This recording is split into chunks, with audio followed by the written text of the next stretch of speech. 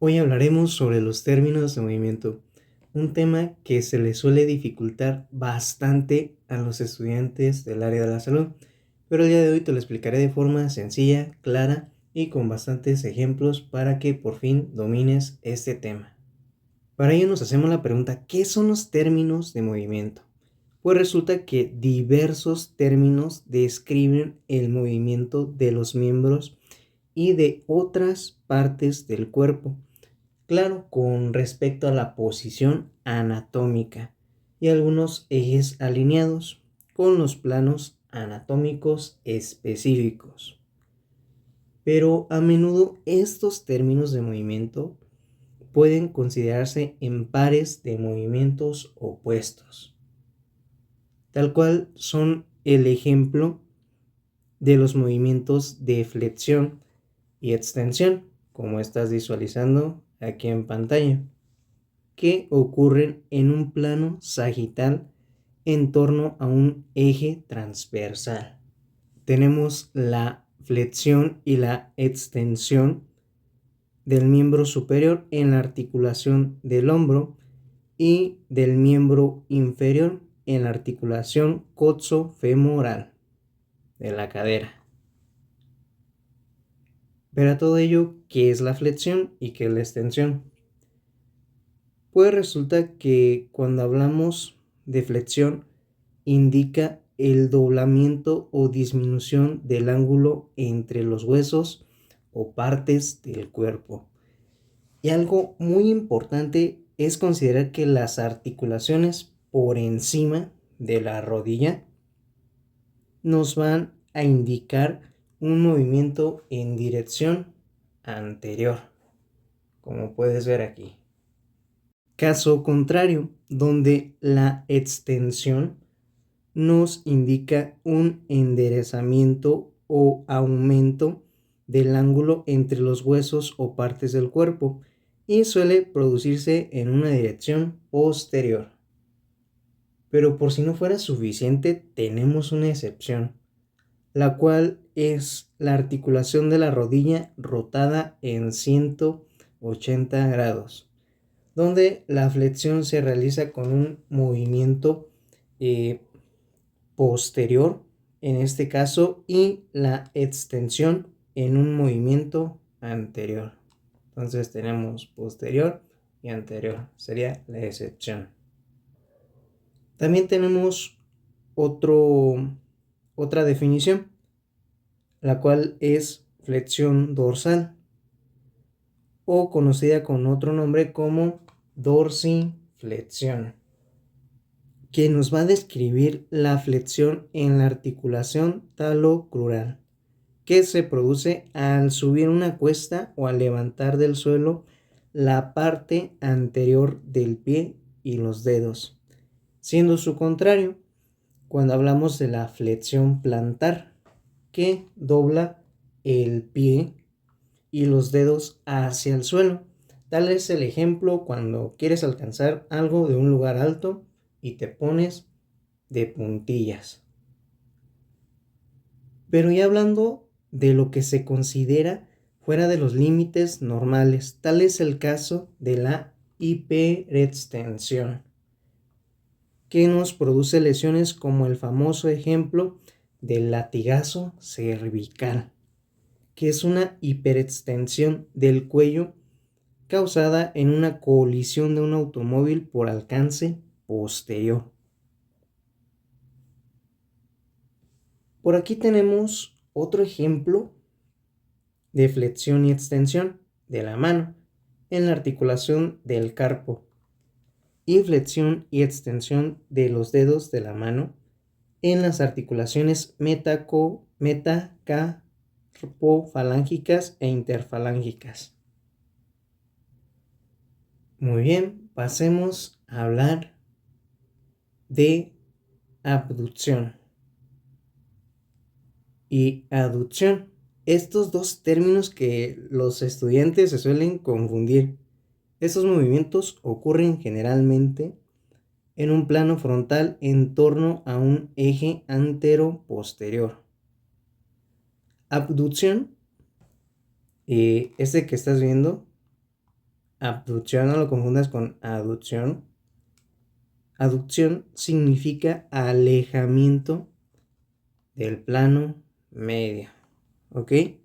Por ejemplo, al separar, en este caso, el brazo lateralmente del cuerpo. Y cuando hablamos de aducción, indica acercamiento al cuerpo, pero también nos encontramos sus excepciones en los dedos.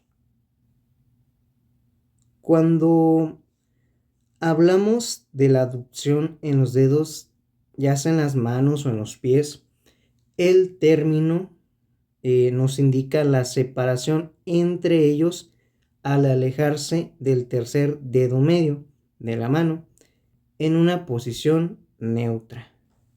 En este caso ya te señalé cuál sería el tercer dedo medio de la mano, o en el segundo dedo del pie en una posición neutra.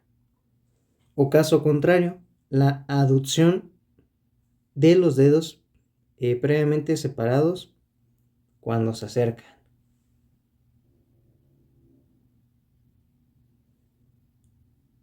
Muy bien, pasemos a hablar de la flexión lateral o inclinación lateral. ¿Qué puede ocurrir de derecha a izquierda? Es una forma especial de abducción que ocurre solo en el cuello y el tronco. El caso del pulgar, ¿ok? Cuando se encuentra rotado en 90 grados respecto a otras estructuras, donde la flexión y la extensión del pulgar se realizan en el plano frontal y la abducción en el plano sagital. Pasando a hablar de la circunducción, es el movimiento circular en secuencia tanto en flexión, abducción, extensión o aducción, de tal modo que el extremo distal de la parte se va a estar desplazando en círculo. Algunos ejemplos son el hombro y la cadera.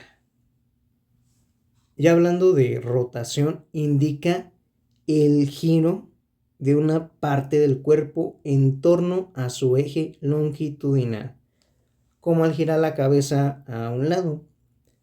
También tenemos la rotación medial, o también llamada rotación interna, y la rotación lateral, o también llamada rotación externa, ilustrados en la rotación de los miembros izquierdos, de las articulaciones del hombro y de la cadera. Pasemos a hablar de mis dos términos favoritos, que son la supinación y la pronación.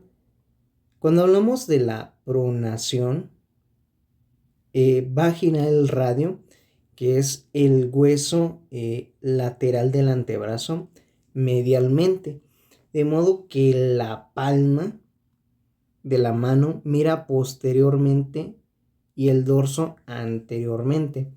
En cambio, cuando hablamos de la supinación, es el movimiento rotatorio opuesto. El radio rota lateralmente y se descruza de la ulna, o en este caso también llamado cúbito, y el antebrazo va a volver a la posición anatómica. Una mnemotecnia que te puede servir es la siguiente. Se puede tomar sopa en la palma de la mano con el antebrazo en supinación, pero habrá propensión probablemente a que se derrame si luego se sitúa en el antebrazo en pronación. Ya para finalizar, veamos los últimos términos, empezando con eversión, que significa que se va a alejar, o la eversión aleja del pie del plano medio y gira lateralmente. En cambio, la inversión acerca la planta del pie hacia el plano medio.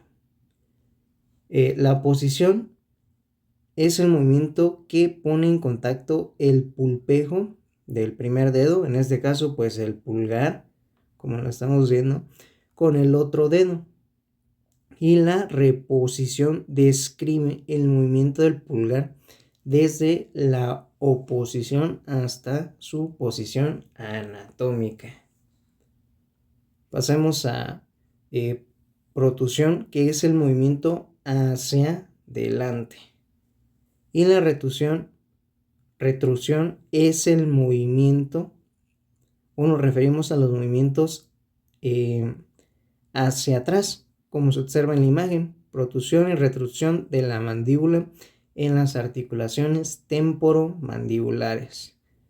Cuando hablamos de la protracción o la retracción, nos referimos a los movimientos anterolaterales y posteromediales de la escápula sobre la pared torácica, donde tenemos un desplazamiento de la región del hombro anteriormente y posteriormente.